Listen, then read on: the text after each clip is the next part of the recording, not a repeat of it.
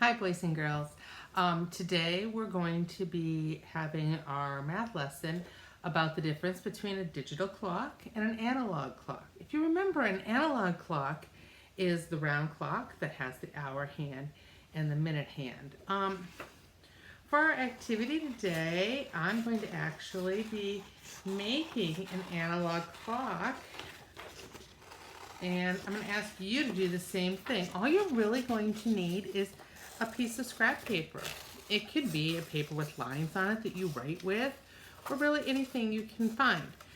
Do your best job, like I just did, of cutting out a circle. It doesn't have to be totally perfect. If your mom or dad has a bowl at home that you could use to trace around it, that would be fine. I just did mine freehand, and that's good too. The first thing I'm going to do when I'm making my clock is I have to put the times on it. And I'm going to put 12 at the top and 6 at the bottom. Because remember how we have o'clock and we have 30, which is at the bottom. So I'm going to put those in first. Then, on the right side, my marker's not working very well, so I'm going to switch markers. You might have to switch supplies if you're doing something too. I'm going to put a 3 and a 9. So it looks like this. It's got your 12, your 6, your 3, and your 9. Then you need to put a 1 and a 2. And you can see here you're going to need a 4 and a 5. And I'm trying to keep my spacing pretty good. If you're following along with me, just hit the pause button whenever you need to get yourself where I am, because I'm just doing this kind of fast. If we were doing this in the classroom, we would be doing lots of pauses. So it's okay to do lots of pauses.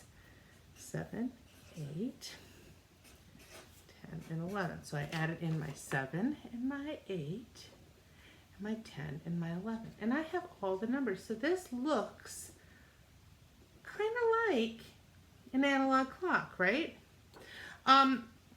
You might remember that the ones we made with the hour hand, we used those brags, those gold pieces that we could make it so the hands would turn. We don't have that at home, so we have to kind of make do with what we have. I found another color piece of paper. You can do it with the same or another color.